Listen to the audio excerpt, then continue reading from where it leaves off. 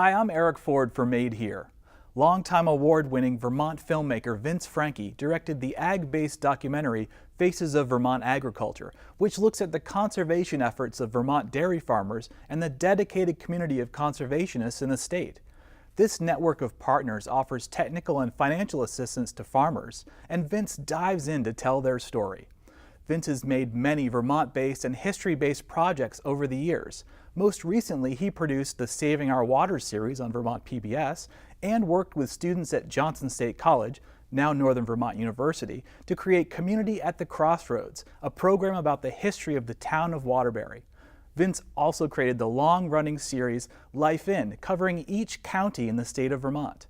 You can see Faces of Vermont Agriculture on broadcast or online at vermontpbs.org, as well as Saving Our Waters and other films from Vince Franke. Enjoy the film, and thanks for watching.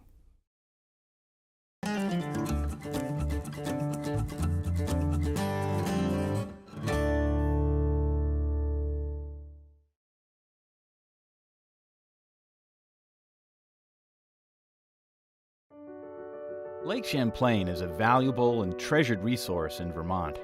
It provides drinking water, recreational opportunities, and of course, spectacular scenery. But sections of the lake have poor water quality, with devastating results to Vermont's economy and local recreation.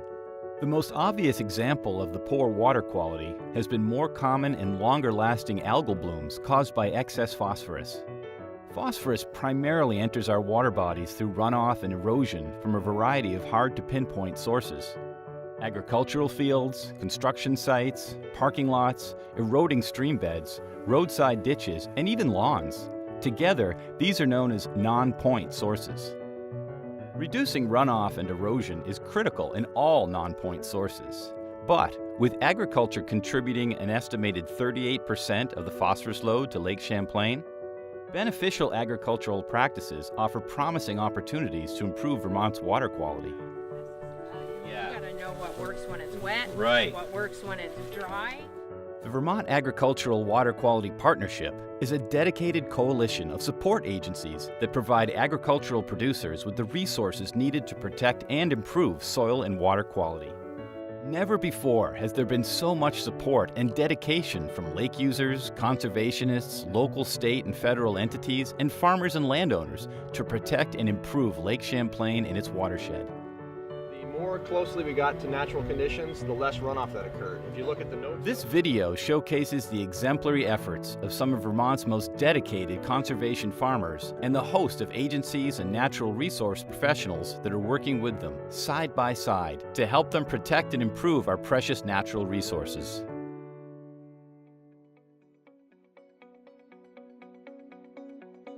I actually think that we're in a much better place than we were 10, 20 years ago.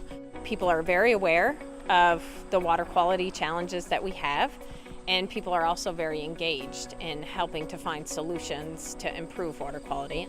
I think that farmland itself is a good land use, and we've seen that development can certainly cause some troubles and challenges when you chop up and then have runoff from those areas. At this point in Vermont, the biggest problem is non-point source pollution. We have a largely agricultural landscape with steep hillsides and river channels that end up going to shallow enclosed bays on Lake Champlain.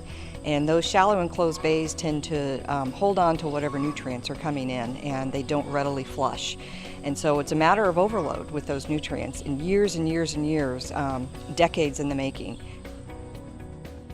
Vermont prides itself on our local food system and our working landscape, and I think these are things that we care about and want to keep. To me, Vermont farmers are the best group to have be producing food because they're leaders in conservation. The Natural Resources Conservation Service is focused on helping people help the land. That's our tagline, it's our mission. Our vision is productive lands in harmony with a quality environment.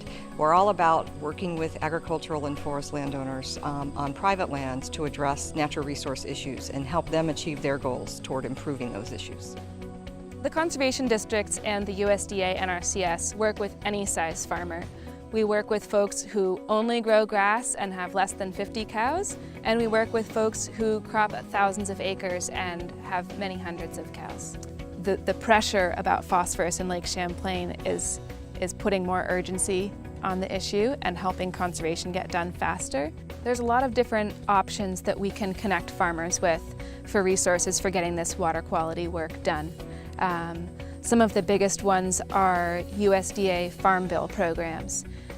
Also, the Vermont Agency of Agriculture has money available, and there's also money available for farm business planning and farm conservation, which are also very important to keeping our land working in agriculture and protecting water quality.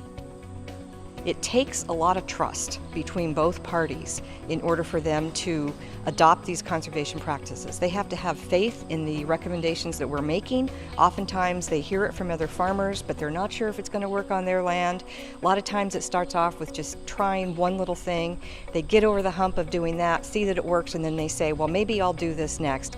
And after several years of working with that producers, the producer begins to really value the input of the technical assistance that our agency can provide. I think it's important for people to understand that there's not one single practice that protects the water, that farmers have to use a combination of practices to be able to manage the land and their farm so that it reduces any impact on water quality. We've seen a tremendous increase in the number of farmers willing to adopt new conservation practices to address soil erosion issues on their farm and associated nutrient losses. Recently, there's been a lot of attention on Vermont's required agricultural practices, which are designed to reduce the impact of farms on water quality. So it's sometimes easy to forget that farmers have been working on improving soil and water quality for many years. We've been here 58 years. My father had a dairy farm, and then 30 years ago we took over. The water quality is a big thing for us to maintain it, so we've done everything that we can to... Well, it's a big issue for the industry. Right. So we're just trying to do our part. In the beginning. In the beginning, we redid our barnyard because it was all just dirt and ended up being muddy, and then there's a stream and it runs into Otter Creek. So that's where we began, and we now have a concrete barnyard and it all runs into the manure pit. We made the manure pit larger. For all the years prior, we've always been a conventional farm. The cows were in confinement all the time unless they were dry. So our transition is to pasturing the cows and the heifers and rotational grazing. Most of our land is on Otter Creek. It is, it's a huge concern. Lately, you've had to replant corn and stuff, so this planting it and making it pasture is, helps the erosion and all the water quality issues. When you're moving that many cattle every day, we needed something that they could walk on. So we went to NRCS, and George helped us create this whole cattle trails and grazing program. Ends have to meet for us to continue, and we're doing that because it grew great corn, but I can't tell you how many years I replanted corn 4 times in a year because of flooding. Right. And now it's not going to be a situation for us. My opinion is all good. Yeah. I mean, I do hate the volumes of manure and stuff that I end up with, but it's all this stuff is all good, and it's all good. I mean, look at them. Yeah. How can that not be good? And I'm telling you, on Monday morning, you see an old cow that normally just trudges along out there, and she starts running because she can't wait to get back out.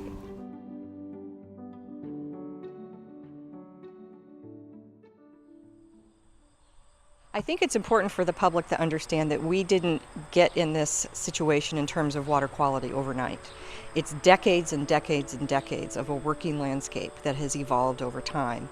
And so we're not going to clean up the lake overnight either.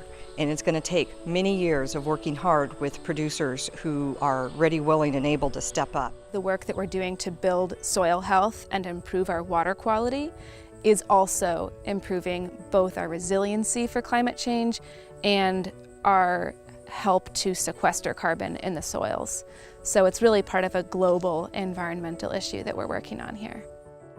The carbon thing is a huge part of why we farm. This isn't just grass farming, it's carbon farming, we call it. When you're doing rotational grazing, you're able to capture so much carbon. We rotate the cows on pasture, so each 12 hours they get a new piece of land and they never go back to that same piece of grass for at least 25 to 30 days. So it gives the land a chance to recover, not only grow back forage for the cows to eat, but for the manure to decompose, for the urine to go away. Every time that grass regrows quickly like that, all that grass that's growing on top is also creating roots. So we're pulling that carbon out of the atmosphere, putting it into the soil, and we're not tilling it. So it's staying there as long as we're here farming. I started in 2011. We've always been committed to grass-paced dairy, so we're rotating our cows every 12 hours. I'm trying to build a system that's sustainable for future generations. Building soils, managing water are all part of that big picture. So we've done a lot of work with infrastructure to try and lessen our impact on soils and try and remediate what we're dealing with as, potentially part of climate change. We're really lucky there's these programs available for farmers to help make the better choices. We worked with NRCS and built a water storage pit to store the water from the milk house waste and runoff. We're able to use that water to really get more production out of a smaller land base. We're stopping all the surface water from getting into our manure. Kind of cuts the amount of manure we have to spread in half. The wastewater work that we've done on the farm since we bought it has doubled the actual price that we paid for the land. We made that commitment knowing that it was going to pay off, making our lives better, the farm more viable, and hopefully creating a better future. Even with technical assistance to help install conservation practices, the expense to farmers is significant. However, many farmers, large and small, have utilized federal, state, and local programs to build a thriving business while at the same time protecting and improving soil and water quality. It was the first cheese-making co-op in Vermont, before Cabot or any of those guys. So my wife said, oh, that's what we'll do. We'll open it again. We're going to start making cheese. So we started with 6 goats. And we've gradually built 6 goats, 12 goats, 20 goats, 30 goats, now over 150 milkers. The state and the federal government programs have helped us a lot. They've allowed us to expand the cheese making and farm side, much quicker and better than we could have just based on our own resources. We found the GRP, the Grasslands Reserve Program. We agreed to conserve the entire farm in grassland, and in exchange for enough to get our cheese plant up and running. The operation that we have fit the space that we have set aside. It's made the place more beautiful, and it's not been a problem for us to do conservation here. In the past, when corn was chopped for silage, the entire plant was removed from the field, leaving bare soil all winter long. And so what's really changed now is that farmers know that leaving bare ground can be really detrimental to the soil. They can lose precious topsoil, and that can be lost to the surrounding waters, which can cause water quality degradation. So now our goal is to cover the ground. Make sure that the ground is covered all the time with plant material, one of those plants being cover crops. To the untrained eye, it might look like, gee, why are there so many weeds in that cornfield? In fact, cover cropping is a very intentional and skilled practice that protects soil health and water quality. My brother and I are the 5th generation that's farmed here. I want to make sure that our lake stays clean, so try to do our part the best we can. We've been doing all no-till for probably 7, 8 years. Everything's by the calendar. The state cover crop-wise wants it on by October 1, so you're trying to find that happy medium between the corn being dry enough to harvest and to get your cover crop on early enough so it'll establish itself. Every year our yields have gone up. It's just more nitrogen back in the soil, more organic matter. And at the same time we've improved our corn land. We've put some of our lower quality land back into grass. We went from 350 acres of corn down to 300, cutting more volume off those less acres. So it's better all the way around. You can have the best of both. You can do what's best for the soil and have decent yields. So every year it keeps getting better and better. We're sold on it.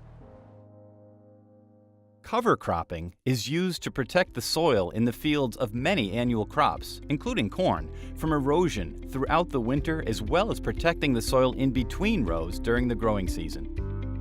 We are the Brook Farm, and we're here in Johnson, Vermont. We do about 30 to 35 acres of organic vegetables. Farming is somewhat of an experiment. You try what works for your soil. You may read that, oh, this works the best somewhere, but if their soil type isn't the same as yours, it may not work as well. We're involved in a program with NRCS to cover crop, to try to keep our soil organic matter stabilized, because if you don't cover crop, what you end up finding is that no matter how much compost you put on, with all this tilling that you're gonna need to do, you'll still be losing organic matter in the long run. Most of our in-between row stuff is gonna have the cover crop. You're gonna keep your crop healthier, your yields are gonna be higher, your disease pressure will be lower, and we're reducing any chance of erosion.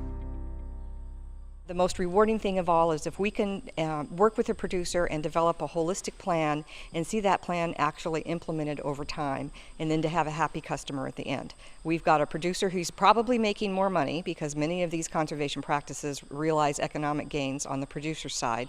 We've got cleaner water, and probably most importantly, we've got healthy soil that's going to be sustained over time. Across the U.S. and here in Vermont, farmers are discovering the benefits of high tunnels, also known as hoop houses. Because the growing conditions are controlled, plant health is optimized in a high tunnel, and plants are protected from severe weather and allow farmers to extend their growing seasons, growing earlier into the spring, later into the fall, and sometimes year-round. High tunnels are a really important practice, especially obviously for vegetable producers. High tunnels are essentially a structure that's put over vegetables and sometimes fruit out in the field, so the plants are actually still grown in the ground. The family that was here before us was here for 5 generations, and they did a great job of taking care of it. We look at it as being stewards, and as long as we're being good stewards, that's a great thing. We've been here since 1985. I work with my wife Eugenie Doyle and my son Silas Doyleber. We have 280 acres or so. We grow small fruits and vegetables and a lot of hay. We are very much believers in Vermont agriculture and Vermont local products. We've worked hard to try to make a sustainable business here. All the government organizations, the NRCS, the Agency of Agriculture, and the Extension Service have all been huge help in helping us figure out smart ways to do things, and we're very grateful for that. So we now have 3 hoop houses, 2 of which are NRCS ones. This year our hoop house has ginger and turmeric. The hoop houses are a real blessing, especially because in recent years our weather events have been getting more extreme. And so whether it's dry or incredibly wet like last year was, a hoop house you can regulate the moisture and you can regulate the fertilizer. The other thing that plugs in with is a nutrient management plan, which we're also working with through NRCS and the Vermont Extension Service. And it really, it makes so much sense because one of our big expenses is fertilizer, and by using it efficiently, the plants are healthier and can withstand some of the pressures. And it also means that you're not losing excess nutrients into the brook, which hopefully helps us all. Bedded pack facilities enable farmers to be very precise in their manure applications. These structures are also called covered barnyards. They can be used in both summer and winter and are efficient on large and small farms. Bedded pack is a type of manure management system, so it's really important in Vermont that we store manure during the winter months. We don't want to be applying manure to frozen or snow-covered ground. It becomes more prone to runoff and loss to the surrounding waters. We're in the Lake Champlain watershed. The Meadowy River runs right here by the farm. We've got 820 animals with young stock and milking. Got about 400 acres of grass alfalfa ground, 600 acres of corn. We realize that there's some algae blooms in Lake Champlain. You know, as a dairy farmer, we just want to make sure that we do our part to do what we can, even though it's just a small part of it. At least we can do our part to try and clean up the watershed as best as we can. We've put up a couple of facilities now. It's a pack facility, trying to alleviate some of that manure runoff. There's no stalls. The heifers have a chance to kind of run around. Part of the nutrient management plan is just being responsible landowners. Since the animals are contained in one barn, we can take that manure and spread it on certain fields that absolutely need it. Through careful management, bedded packs can be used throughout the winter to allow farmers to operate them as covered barnyards. We're a fourth generation organic dairy farm. We manage about 400 acres. I've always seen Vermont as either a riverbank or a mountainside. I've seen a lot of erosion on this farm. So I've really dedicated a lot of my time in adopting practices that will keep the nutrients on the land. Because if my nutrients leave the farm, it's a loss. It's a loss to me economically, and it doesn't help the lake, obviously, because we're feeding nutrients into the lake, creating algae blooms. What we're standing in is a covered barnyard. Because this is a winter pasture, what we're trying to do is mimic grazing, and being outdoors. What the cows do, they just come in here, do their thing, and every day I bed them down with some type of carbon source, either bedding hay, sawdust, wood chip. So when I pull all this manure out, it's a great source of fertilizer that I can use on this organic farm. And it really helps feed the soil, which the soil is feeding the crop. I think we're absolutely on our way to meeting our requirements for cleaning up Lake Champlain. But we have to realize that, like climate change, it's a slow problem that's taken decades to cause, and it's going to take decades to bring the lake back to where we want it to be. Conservation is a part of every farmer's business plan. It's not really optional. It's a part of doing business. And I think that's really different than it used to be. So conservation, people are choosing to do it. It becomes a part of their operation. And as we are moving to the next generation of farmers, it's just going to become the way that we do things. I think what I'd like to have everybody understand is that the agricultural producers in the state of Vermont are the ones that are going to make this successful, and they are stepping up. And so, above and beyond anything else, I'd like to say thank you to all the farmers we've worked with and those that have worked with other partners to really make a change on the landscape.